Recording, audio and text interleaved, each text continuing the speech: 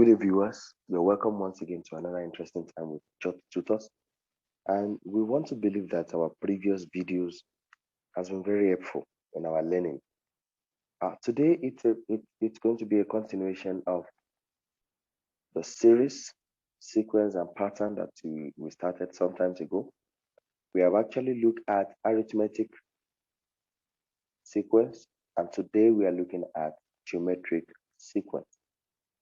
Please want to encourage all our viewers to please like, share, and subscribe on the YouTube channel for our videos. You can tell your friends and loved ones also to do this. Thank you so much. All right, we'll continue on the geometric series. And to identify a geometric series, we must understand that the series, the sequence must follow a regular pattern with a common ratio. Let's say, for instance, we have a pattern like this: 1, a 10, 100, and so on and so forth. And we want to determine the common ratio in the sequence. The common ratio is represented by R, and we can actually look for it by saying the second term divided by the first term, which must be equal to the third term divided by the second term. If we resolve this, definitely we're going to have 10. So the common ratio is 10. And that is one peculiar thing that distinguishes geometric sequence with arithmetic sequence. So let's continue. All right. If we say our first term is T1 and we represent it by A, that means by second term, T2, will be represented by A multiplied by R, which will give me AR. I hope we are following with this. All right. Now we can continue like that. And let's say we're looking for T8. My T8 definitely is going to be AR raised to power 7. And that takes me to the end term of that sequence. Let's say Tn. The end term of that sequence is going to be my A multiplied by R raised to power n minus 1. Yes, that is actually the end term of a geometrical sequence. All right. Now, there are some other things we have to note in a geometrical sequence. There are some other things we must note. The sum of a geometric sequence can also be calculated with this formula. Sum of a geometrical sequence can be calculated through this formula. The sum of an n term is my A bracket 1 minus R raised to power n, everything divided by 1 minus R. It follows that we can as well use something very similar to this anytime my R is less than 1. Another formula we can use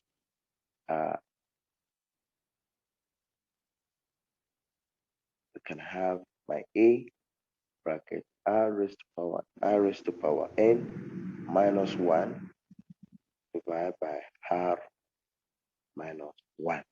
The two formulas can be used. The first one can be used when my R is less than 1, when my R is less than 1, and the other one can be used when my R is greater than 1.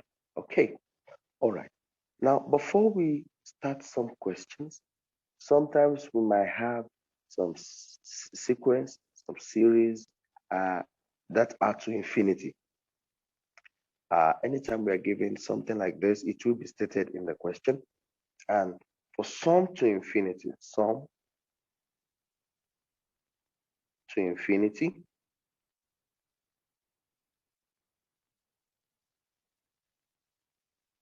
for sum to infinity, my formula is going to be this: a over 1 minus r. So please, we must note this. These are just a summary of some basic things we need in geometric sequence. All right. Before we check some questions, let's see some other important aspects of geometric sequence. Now, for a convergence of a geometric sequence, it can be identified by this. For convergence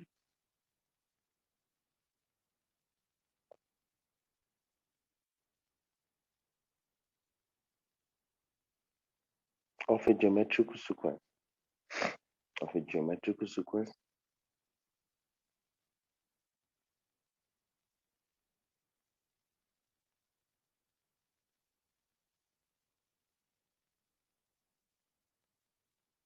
my minus 1 must be less than my common ratio, and it must be less than 1. Please, we must note this.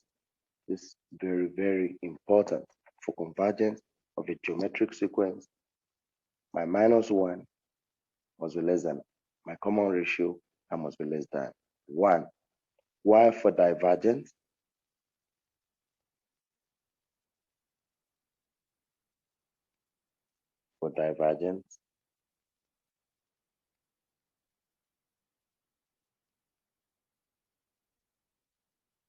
my common ratio must be less than minus 1, or my common ratio must be greater than 1.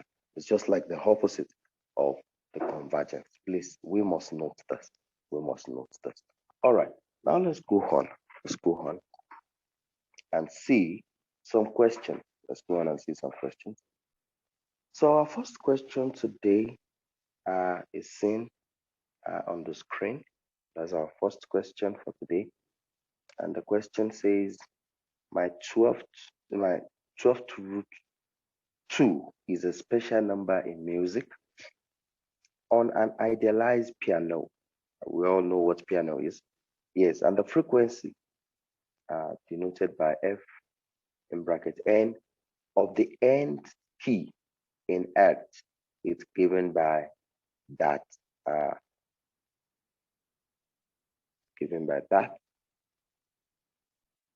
And the question says, calculate the frequency of the 73rd key.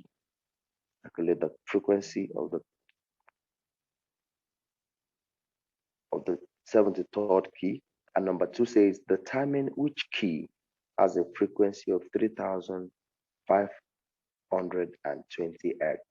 All right. It's a very simple question, and we're going to solve it now. Okay. For question one,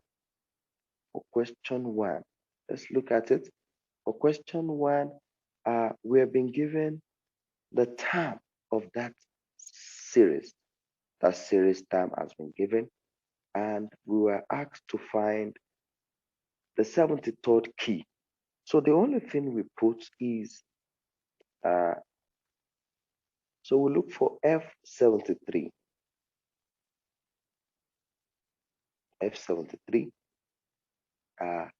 Using the same n term of that sequence.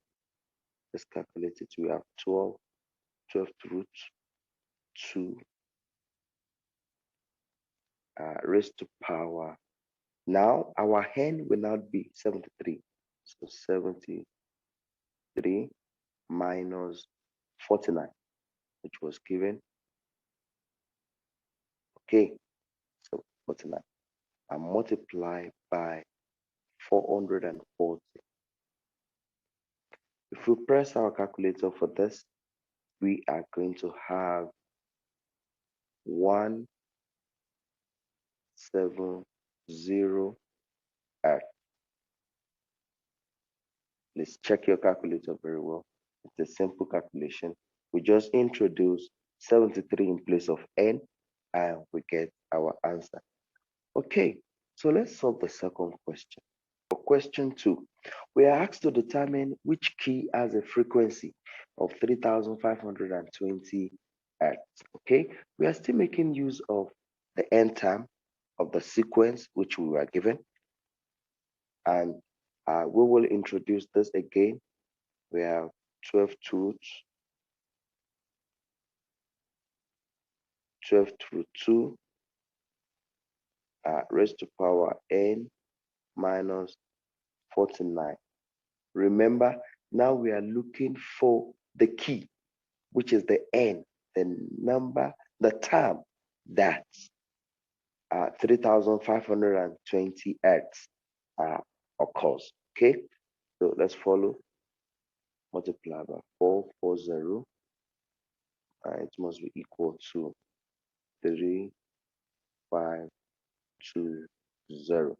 At this point, to make our equation simpler, we can actually divide both sides by 440. Can divide both sides by 440. 440. 440. And we're gonna have 8. Gonna have 8. So let's bring down the equation. So we have my 12th root 2 raised to power n minus 49. Remember, we are looking for the n equals 8. All right. At this time, we can introduce log 10 to both sides of the equation. We can introduce log 10 to both sides of the equation. And when we introduce this, definitely we're going to have n minus 49 to be equal to my log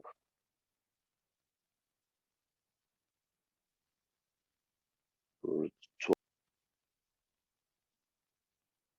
2 raised to power 8. Okay, if we press our calculator very well, my n minus 49 is going to give us 36.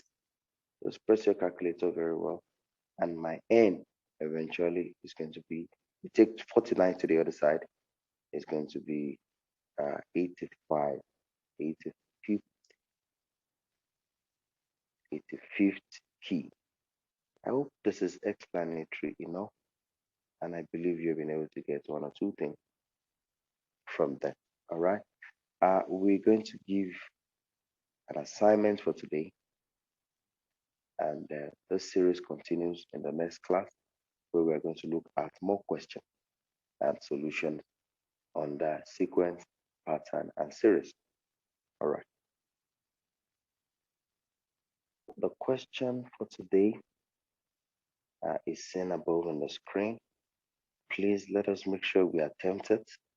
If we have any problem solving this question, please, you can message our Facebook page and comment, and we will really appreciate it. All right, please remember to share this video, remember to like it, and remember to subscribe on our YouTube channel. Watch out for the concluding part of this topic, pattern, sequence, and series, and I tell you, you will really learn from it. Thank you very much.